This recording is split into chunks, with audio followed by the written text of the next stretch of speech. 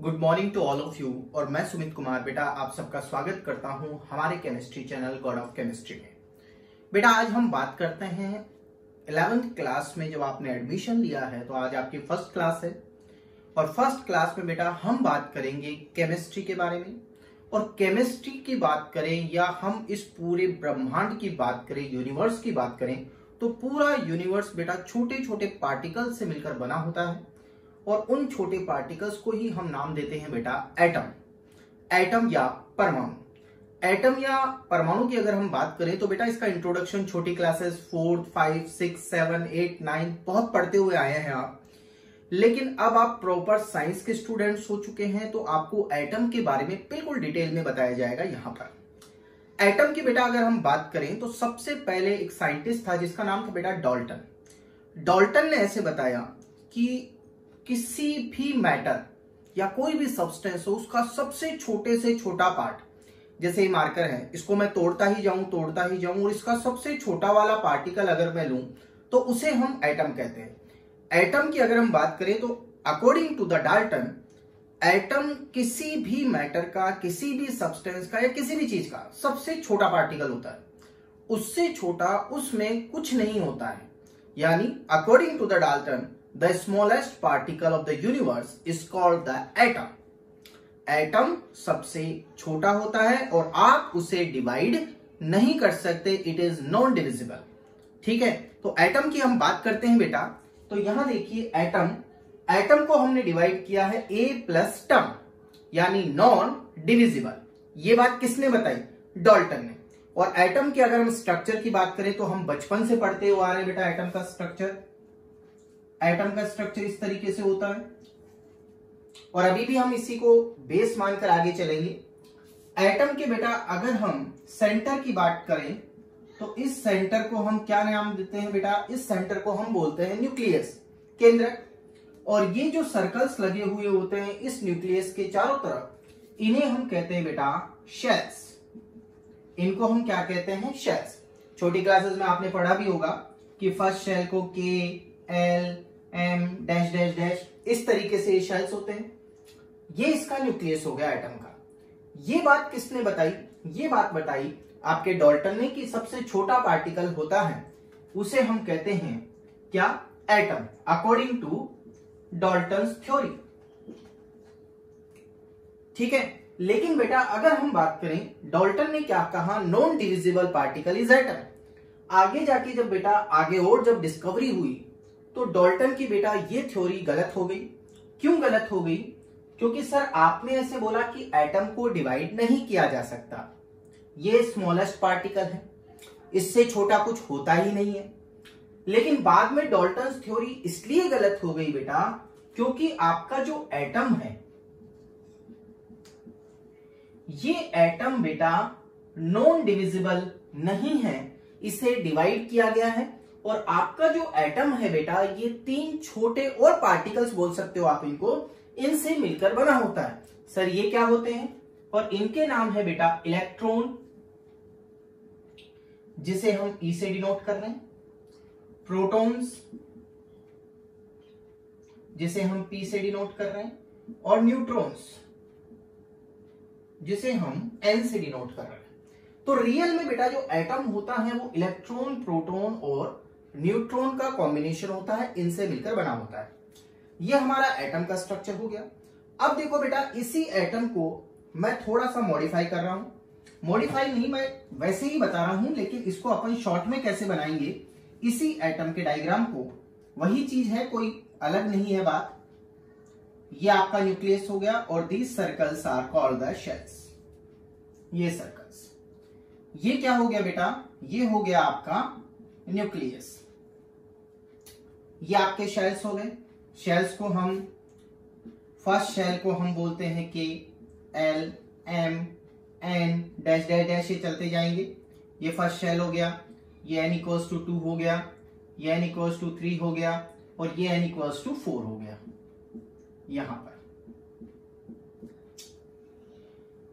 बेटा जो एटम का जो सेंटर होता है जिसे आप न्यूक्लियस कह रहे हैं, हमने ये कहा कि सर एटम में इलेक्ट्रॉन, प्रोटॉन और न्यूट्रॉन होते हैं। लेकिन सर ये इलेक्ट्रॉन, प्रोटॉन और न्यूट्रॉन इस एटम में कहां होते हैं? तो देखिए न्यूक्लियस की बेटा अगर हम बात करें तो न्यूक्लियस जो इसका सेंटर है, इसमें बेटा हमेशा न्यूट्रॉन और प्रोटॉन प्रेजेंट होते हैं। न्यूट्रॉन और प्रोटॉन कहां होते हैं? न्यूक्लियस में। और the sum of the neutron and proton that is also known as nucleon. इसी को हम क्या बोलते हैं बेटा? न्यूक्लियन। ठीक है। और सर ये जो शेल्स होते हैं, इन शेल्स में बेटा आपके इलेक्ट्रॉन्स होते हैं। ये क्या होते हैं? इलेक्ट्रॉन्स। तो हमने बात की कि सर जो एटम है वो एटम कॉम्बिनेशन है इलेक्ट्रॉन, प्रोटॉन और न्यूट्रॉन का, जिसमें से न्यूक्लियस जो एटम का सेंटर होता है उसमें न्यूट्रॉन और प्रोटॉन होते हैं, उसके सम को ही हम न्यूक्लियन कहते हैं। और इन सर्कल्स जिनको हम शेल्स कह रहे हैं, इन शेल्स में क्या होते हैं बेटा? इलेक्ट्रॉन्स होते हैं। ये बात हमने यहां तक क्लियर कर ली। अब हम बात कर रहे हैं कि सर ये जो न्यूक्लियस है इस पे पॉजिटिव चार्ज क्यों आया? इस पे नेगेटिव भी आ सकता था या आप बिना कोई चार्ज भी रख सकते थे। तो देखो बेटा, अगर हम बात करें इलेक्ट्रॉन, प्रोटॉन और न्यूट्रॉन की, इलेक्ट्रॉन पर बेटा हमेशा ही नेगेटिव चार्ज होता है, प्रोटॉन पर हमेशा पॉजिटिव चार्ज होता है और न्यूट्रॉन पर कोई चार्ज नहीं होता है। न्यूट्रॉन पर चार्ज कैसा होता है? जीरो, उस पर कोई चार्ज नहीं होता है। तो यहां वापस आइए, तो सर न्यूक्लियस में अगर हम बात करें तो प्रोटॉन पर पॉजिटिव चार्ज और न्यूट्रॉन पर कोई चार्ज है ही नहीं, तो दोनों का सम हमेशा क्या आएगा? पॉजिटिव। तो आपका जो न्यूक्लियस है इस पर कौन सा चार्ज आ गया बेटा? पॉजिटिव चार्ज आ गया। बाकी इलेक्ट्रॉन्स पर कौन सा चार्ज होता है बेटा? नेगेटिव चार्ज होता है। तो ये हमने डाल्टन्स थ्योरी के फेलियर होने का रीजन समझ लिया है। डाल्टन ने कहा कि एटम कभी डिवाइड ही नहीं हो सकता, लेकिन बाद में पता चला कि सर एटम तो डिविजिबल है, और वो किससे मिलकर बना हुआ है? इलेक्ट्रॉन, प्रोटॉन और न्यूट्रॉन से। तो ये हमने एक जनरल कॉन्सेप्ट जो हमारा बचपन से हम पढ़ते हुए आ रहे हैं उसको समझ लिया है, और हमने ये भी सीख लिया है कि इलेक्ट्रॉन, प्रोटॉन, न्यूट्रॉन एटम में कहां कहां पर होते हैं। ठीक है बेटा, एटम के इंट्रोडक्शन के बाद में हमने बताया कि एटम जो है वो इलेक्ट्रॉन, प्रोटॉन और न्यूट्रॉन से मिलकर बना हुआ होता है। तो सर ये पार्टिकल्स क्या होते हैं? सर ये होते हैं फंडामेंटल पार्टिकल्स ऑफ एटम, जिससे आपका एटम बना होता है। तो आइए थोड़ा सा इंट्रोडक्शन समझते हैं हम इलेक्ट्रॉन, प्रोटॉन और न्यूट्रॉन के बारे में, बाकी तो उन्हें हम बाद में डिटेल में डिस्कस करेंगे। तो आइए देखिए, एटम के अंदर बेटा हमने बताया तीन पार्टिकल होते हैं, इलेक्ट्रॉन, प्रोटॉन और न्यूट्रॉन। इलेक्ट्रॉन, इसकी जो डिस्कवरी, जो खोज की थी बेटा, वो जे थॉमसन ने की थी। प्रोटॉन की डिस्कवरी बेटा देखो इसमें कंफ्यूजन है, कई टीचर्स इसे गोल्डस्टीन बोलते हैं, कुछ एक टीचर्स इसको रदरफोर्ड कहते हैं, लेकिन बेटा हम आपको इसका बिल्कुल प्रॉपर आंसर बताएंगे। इसका सही आंसर है बेटा, प्रोटॉन की डिस्कवरी की थी रदरफोर्ड ने। ठीक है बेटा। न्यूट्रॉन, इसकी डिस्कवरी की थी जेम्स चैडविक ने इसके बारे में बताया था। अब इलेक्ट्रॉन की बात करें तो सर इलेक्ट्रॉन पर जो चार्ज होता है वो होता है माइनस, क्योंकि इलेक्ट्रॉन को हम सिंबल ई से डिनोट कर रहे हैं और बेटा इस पर माइनस चार्ज होता है, नेगेटिव चार्ज होता है। उस चार्ज की वैल्यू कितनी है? Minus 1.6 into 10 power minus 19 coulomb. 1.6 into 10 power minus 19 coulomb. Same charge बेटा प्रोटॉन पर होता है, बट उसकी नेचर अलग होती है। ये चार्ज है नेगेटिव में इलेक्ट्रॉन पर, और प्रोटॉन का चार्ज सेम चार्ज है बट वो होता है पॉजिटिव। तो प्रोटॉन को बेटा P से पॉजिटिव चार्ज होता है इस पर, और बेटा न्यूट्रॉन एक न्यूट्रल स्पीसीज है, उस पर कोई चार्ज नहीं होता है। ठीक है बेटा। अब हम बात करते हैं इलेक्ट्रॉन का मास कितना होता है। तो अगर आप किलोग्राम में काउंट करोगे तो किलोग्राम में इसका मास हो गया 9.1 इंटू 10 पावर माइनस 31 kg, और एटॉमिक मास यूनिट की अगर हम बात करें तो ये होता है 0.00054, जो अप्रोक्सीमेटली 0 मान लिया जाता है। प्रोटॉन के मास की अगर हम बात करें तो 1.6726 इंटू 10 पावर 27 माइनस में किलोग्राम, और वही चीज यहां पर 1.0072 एमयू में या यू, जिसे हम अप्रोक्सीमेटली 1 मान लेते हैं। न्यूट्रॉन के मास की बात करें तो 1.6749। न्यूट्रॉन जो होता है बेटा वो प्रोटॉन से थोड़ा सा हैवी होता है, भारी होता है, माइनस 27 किलोग्राम। यहां देखिए 1.0086, और ये भी अप्रोक्सीमेटली कितना मान लिया जाता है? 1 मान लिया जाता है। तो ये हमने थोड़ा सा फंडामेंटल जो पार्टिकल्स हैं हमारे इलेक्ट्रॉन, प्रोटॉन और न्यूट्रॉन, उनके बारे में समझा, उनका चार्ज देखा। बेटा आपको ये याद रखना है कि इलेक्ट्रॉन पर कितना चार्ज होता है, न्यूट्रॉन पर कितना चार्ज होता है और प्रोटॉन पर कितना चार्ज होता है। ठीक है बेटा जब अब हमने इलेक्ट्रॉन, प्रोटॉन और न्यूट्रॉन के बारे में समझ लिया है, तो अब हम बात करेंगे कि सर एटम में इलेक्ट्रॉन, प्रोटॉन और न्यूट्रॉन का हमें पता कैसे चलेगा। इलेक्ट्रॉन कितने होते हैं, न्यूट्रॉन कितने होते हैं, प्रोटॉन कितने होते हैं। तो आइए बेटा हम कैलकुलेट करना सीखते हैं कि किसी भी एलिमेंट में कितने इलेक्ट्रॉन होते हैं, कितने न्यूट्रॉन होते हैं और कितने प्रोटॉन्स होते हैं। देखिए इसके लिए एक तो आपको एटॉमिक नंबर के बारे में थोड़ा सा नॉलेज होना चाहिए, जो आपने 10th क्लास में पढ़ा हुआ है। पेरियोडिक टेबल अगर आपने पढ़ रखी है तो बहुत अच्छी बात है, लेकिन हमें तो डिस्कस आगे भी उसे करना ही है, हम करेंगे उसको बाद में। तो आइए हम स्टार्ट करते हैं कि सर किसी भी एलिमेंट में इलेक्ट्रॉन, प्रोटॉन और न्यूट्रॉन कैसे काउंट करते हैं। तो आइए बेटा देखिए बेटा, किसी भी एलिमेंट को एक सिंबल, जिसे मैं बेटा x मान रहा हूं, इस सिंबल से रिप्रेजेंट किया जाएगा। x कोई भी एलिमेंट आपका हो सकता है। यहां नीचे की तरफ मैंने लिखा है z। बेटा ये z इधर भी हो सकता है और ये z इधर भी हो सकता है, लेकिन होगा नीचे की तरफ, ऊपर नहीं होगा। सर ये z क्या होता है? इस z को बेटा हम कहते हैं एटॉमिक नंबर, परमाणु क्रमांक। और सर यहां इस x सिंबल पर, जो कि एलिमेंट का सिंबल है, इस पर मैंने लिखा है a। अब वही बात मैं a के लिए भी कहूंगा, a यहां भी हो सकता है और इधर भी, लेकिन होगा ऊपर ही। और a क्या होता है सर? a होता है बेटा मास नंबर। ठीक है, अब बेटा पहले हम z और a के बारे में समझ लेते हैं कि सर z और a क्या होते हैं। तो बेटा फर्स्ट पॉइंट जो हमारा है वो है बेटा एटॉमिक नंबर, कि सर ये एटॉमिक नंबर क्या चीज होती है, और इसे हम बेटा काय से डिनोट कर रहे हैं? z से। तो देखो बेटा एटॉमिक नंबर, बेटा आपने छोटी छोटी क्लासेस में पढ़ा होता है कि सर एटॉमिक नंबर मतलब एटम का नंबर, लेकिन कहां सर? तो बेटा एटॉमिक नंबर का मतलब होता है पेरियोडिक टेबल में जो एटम है वो किस नंबर पर आ रहा है, उसे हम उसका एटॉमिक नंबर कहते हैं। लेकिन सर रियल में एटॉमिक नंबर क्या चीज होती है? तो बेटा अगर हम बात करें कि रियल में सर एटॉमिक नंबर अगर आपको पता करना है किसी भी एटम का, तो बेटा एटॉमिक नंबर ही होता है नंबर ऑफ प्रोटॉन्स। किसी भी एलिमेंट में कितने प्रोटॉन्स हैं वही उसका क्या होता है बेटा? Atomic number. और ये बेटा कभी भी नहीं बदलता है। याद रखना बेटा, एटॉमिक नंबर ही क्या होता है? किसी भी एटम में कितने प्रोटॉन्स हैं वो उसका एटॉमिक नंबर है। जैसे सर कोई एग्जांपल, हाइड्रोजन 1, देखो नीचे की तरफ लिखा है Z। तो सर इसमें अगर हम बात करें इसका एटॉमिक नंबर 1 है, तो बेटा मैं ये भी कह सकता हूं कि सर इसमें प्रोटॉन्स 1 है। क्यों सर? क्योंकि सर नंबर ऑफ प्रोटॉन्स यही किसके इक्वल होता है? Z, यानी एटॉमिक नंबर। तो हाइड्रोजन का एटॉमिक नंबर 1 है, इसका मतलब ये भी सही है कि उसमें प्रोटॉन 1 है। जैसे मैं बात करूं कार्बन का एटॉमिक नंबर 6 है, तो इसमें प्रोटॉन्स भी कितने हैं बेटा? 6 है। सोडियम एटॉमिक नंबर 11, तो सर इसमें प्रोटॉन भी कितने हैं? 11। कहने का मतलब वही है बेटा, जिसमें जितने प्रोटॉन्स हैं वही उसका एटॉमिक नंबर है। ठीक है, अब हम दूसरा पॉइंट हमारा ले रहे हैं, सर मास नंबर क्या होता है।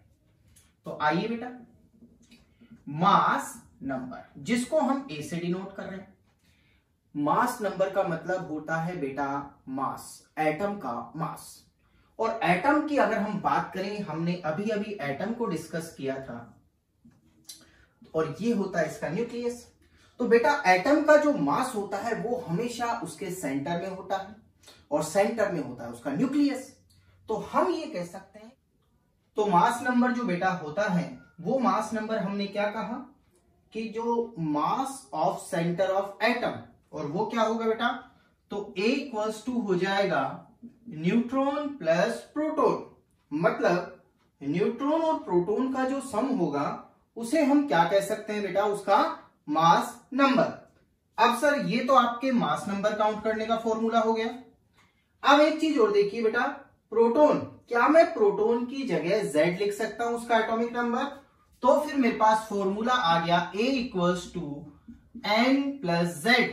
और अगर मुझे न्यूट्रॉन काउंट करने हैं तो न्यूट्रॉन काउंट करने का फॉर्मूला हो गया मास नंबर में से एटॉमिक नंबर को आप क्या कर दीजिए, माइनस कर दीजिए, तो आपके number of neutrons easily calculate किए जा सकते हैं।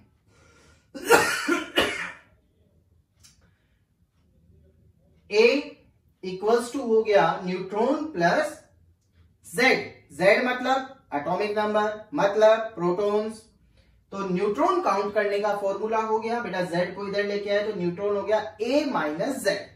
मतलब मास नंबर में से आप Z को माइनस कर दीजिए तो आपके पास क्या आ जाएंगे बेटा, नंबर ऑफ न्यूट्रॉन्स इजीली आ जाएंगे।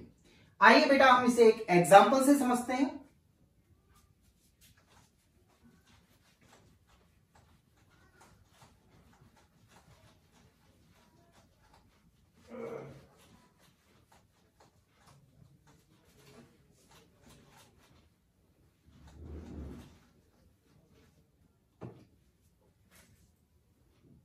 देखिए बेटा हम यहां पर एक एग्जांपल ले रहे हैं। मैंने एग्जांपल लिया कार्बन 612। अब बेटा एक तो आपको देखो नीचे देखते ही पता चल रहा है कि सर ये इसका क्या है, एटॉमिक नंबर Z, और जो ऊपर की तरफ होता है उसे हम क्या कहते हैं, मास नंबर A। ठीक है सर। अब यहां पर मुझे काउंट करना है कि सर इसमें कितने प्रोटॉन है, कितने न्यूट्रॉन है, कितने इलेक्ट्रॉन है। तो प्रोटॉन की अगर मैं बात करूं तो प्रोटॉन बेटा मैं बता चुका हूं कि जो एटॉमिक नंबर है वही क्या है, प्रोटॉन। तो इसमें प्रोटॉन कितने हो गए बेटा, 6।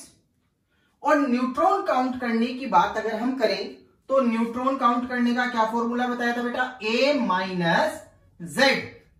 और A की वैल्यू कितनी दी हुई है, यहां पर A की वैल्यू दी हुई है 12, और Z मतलब एटॉमिक नंबर, तो Z इसका कितना है, 6। तो आपके पास न्यूट्रॉन भी कितने आ गए, 6। तो इस तरीके से आप प्रोटॉन और न्यूट्रॉन काउंट कर सकते हैं। लेकिन सर इलेक्ट्रॉन के बारे में तो बताइए, इलेक्ट्रॉन के बारे में तो आपने बताया ही नहीं। तो बेटा एक चीज ध्यान से सुनो, जब एलिमेंट पर कोई चार्ज नहीं हो तो उसे हम न्यूट्रल कंडीशन कहते हैं। और न्यूट्रल कंडीशन में बेटा जो प्रोटॉन होते हैं उतने ही क्या होते हैं, इलेक्ट्रॉन। न्यूट्रल कंडीशन में प्रोटॉन और इलेक्ट्रॉन की वैल्यू बेटा हमेशा सेम रहेगी। तो यहां प्रोटॉन भी 6 है, इलेक्ट्रॉन भी 6 है और न्यूट्रॉन भी 6 है। और कोई एग्जांपल, आइए बेटा और एग्जांपल देखते हैं। सर अगर मैं एग्जांपल दूं सोडियम का 1123, तो 11 तो बेटा इसमें क्या हो गया, वही एटॉमिक नंबर, और मास नंबर कितना हो गया, वही 23। तो इसमें प्रोटॉन भी कितने हो गए, 11, इलेक्ट्रॉन भी कितने हो गए, 11, और न्यूट्रॉन काउंट करने का क्या फॉर्मूला है, मास से आप एटॉमिक नंबर को माइनस कर दीजिए तो आपके पास क्या आ जाएंगे, न्यूट्रॉन आ जाएंगे। सर और कोई एग्जांपल और लो बेटा, बहुत एग्जांपल लो आप। यूरेनियम 92 235, इसमें भी आप काउंट कर सकते हैं। ये आपका एटॉमिक नंबर हो गया, ये आपका मास नंबर हो गया, ये इसके प्रोटॉन हो गए और यही इसके इलेक्ट्रॉन हो गए। और न्यूट्रॉन काउंट करना है तो मास में से एटॉमिक नंबर को माइनस कर दीजिए। और लो बेटा सर कैल्शियम 2040, कोई भी एग्जांपल आप ले सकते हो बेटा। इलेक्ट्रॉन काउंट करना, प्रोटॉन काउंट करना और न्यूट्रॉन काउंट करना बिल्कुल आसान है। 20 इसमें एटॉमिक नंबर है तो 20 ही प्रोटॉन है, 20 ही इलेक्ट्रॉन है, और मास इसका 40 है। तो न्यूट्रॉन कैसे काउंट करेंगे सर, मास से आप एटॉमिक नंबर को माइनस कर दीजिए तो 20 20 20, इलेक्ट्रॉन भी 20, प्रोटॉन भी 20 और न्यूट्रॉन भी 20 हो गए। कोई भी एग्जांपल आप बेटा ले लीजिए, आपको इसी तरीके से इलेक्ट्रॉन, प्रोटॉन और न्यूट्रॉन काउंट करने हैं। ठीक है बेटा, तो इस तरीके से हमने किसी भी एलिमेंट में इलेक्ट्रॉन काउंट करना, प्रोटॉन काउंट करना और न्यूट्रॉन काउंट करना सीख लिया है। बेटा अब हम बात करते हैं कि सर ये आयंस क्या होते हैं, पॉजिटिव आयन क्या होता है, नेगेटिव आयन क्या होता है। तो बिना किसी विलंब के हम स्टार्ट करते हैं हमारे टॉपिक को आगे। जो बेसिक केमिस्ट्री हम पढ़ा रहे हैं उसमें अगला टॉपिक है कि सर पॉजिटिव आयन क्या होता है, नेगेटिव आयन क्या होता है। तो आइए बेटा देखते हैं। तो सर जो आयंस होते हैं, ये आयंस को हम दो कैटेगरी में डिवाइड करते हैं। एक होता है सर आपका पॉजिटिव आयन, पॉजिटिव को लिखने का तरीका समझ लीजिए बेटा प्लस Ve, इसको पॉजिटिव बोला जाता है। और नेगेटिव को शॉर्ट में लिखने का तरीका है नेगेटिव, इस तरीके से माइनस Ve। पॉजिटिव को हम नॉर्मली कैटायंस भी बोलते हैं और नेगेटिव को हम नॉर्मली एनायंस भी बोलते हैं। लेकिन सर ये पॉजिटिव आयन और नेगेटिव आयन बनते कैसे हैं वो देखिए बेटा। जैसे मान लीजिए बेटा मेरे पास कोई एलिमेंट है ए। बेटा एक चीज ध्यान रखना, कोई भी एलिमेंट जब इलेक्ट्रॉन डोनेट करता है, इलेक्ट्रॉन डोनर, तो बेटा उस पर चार्ज आता है पॉजिटिव, और जितने इलेक्ट्रॉन उसने डोनेट किए हैं उतना ही पॉजिटिव चार्ज आएगा। जैसे मान लीजिए ए ने एक इलेक्ट्रॉन डोनेट किया तो ए पर चार्ज आ गया A+। अगर मान लीजिए बेटा ए ने 2 इलेक्ट्रॉन डोनेट किए तो ए पर चार्ज आ गया +2। अगर ए ने 3 इलेक्ट्रॉन डोनेट किए तो ए पर चार्ज आ गया +3। तो पॉजिटिव जो कैटायंस जो हैं, हम इनको इलेक्ट्रॉन डोनर भी बोल सकते हैं कि ये क्या करते हैं, हमेशा इलेक्ट्रॉन डोनेट करते हैं।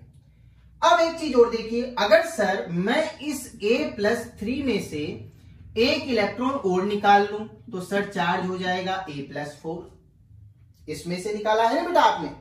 अब एक चीज और देखिए, मान लीजिए बेटा अगर इस A के पास 10 इलेक्ट्रॉन है, कितने इलेक्ट्रॉन है, 10 इलेक्ट्रॉन, तो A+ के पास कितने इलेक्ट्रॉन होंगे, एक तो उसमें से निकल गया है, तो इसके पास अब इलेक्ट्रॉन्स कितने हो गए बेटा, 9 इलेक्ट्रॉन।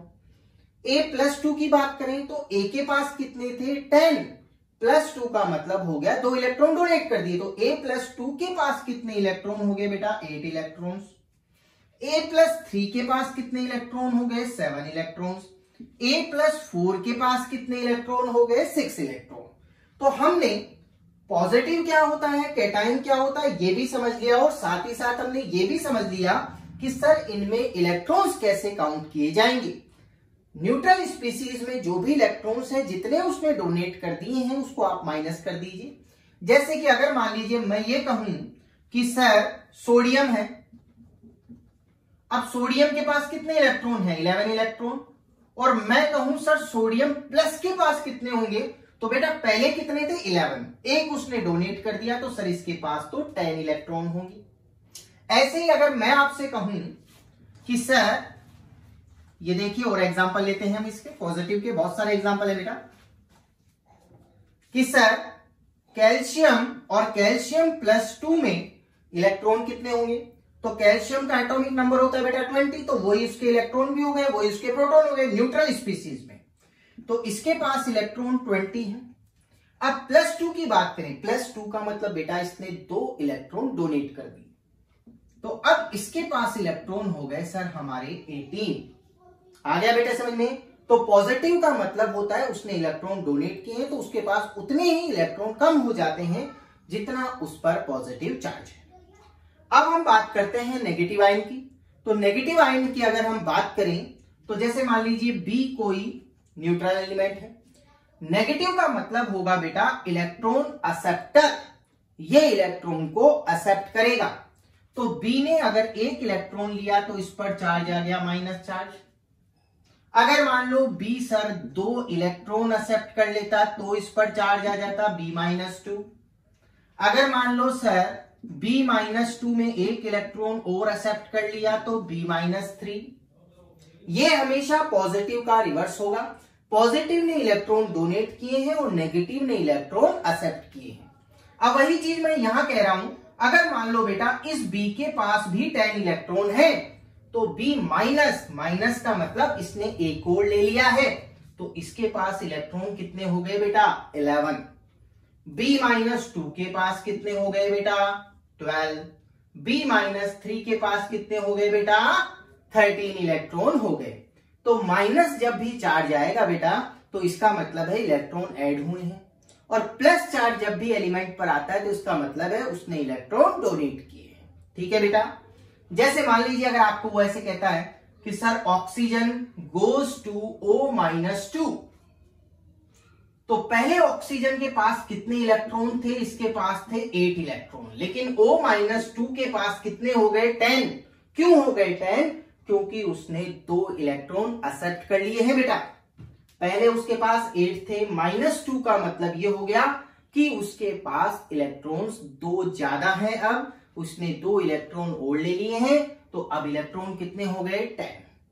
तो इस तरीके से बेटा हमने पॉजिटिव स्पीसीज में इलेक्ट्रॉन्स, नेगेटिव स्पीसीज किस तरीके से बनती हैं और उनमें इलेक्ट्रॉन कैसे काउंट करना है, ये भी हमने सीख लिया है। तो आज की क्लास बेटा हमारी जो फर्स्ट क्लास हुई है, इस फर्स्ट क्लास में हमने जनरल इंट्रोडक्शन देखा है, एटम क्या होता है, एटम में इलेक्ट्रॉन्स कितने होते हैं, प्रोटॉन्स कितने होते हैं, न्यूट्रॉन्स कितने होते हैं, इलेक्ट्रॉन पर चार्ज कौन सा होता है, प्रोटॉन पर चार्ज कौन सा होता है, न्यूट्रॉन पर चार्ज क्या होता है या होता ही नहीं है, पॉजिटिव स्पीसीज क्या होती है, नेगेटिव स्पीसीज क्या होती है, पॉजिटिव में इलेक्ट्रॉन कैसे काउंट करेंगे, नेगेटिव में इलेक्ट्रॉन कैसे काउंट करेंगे।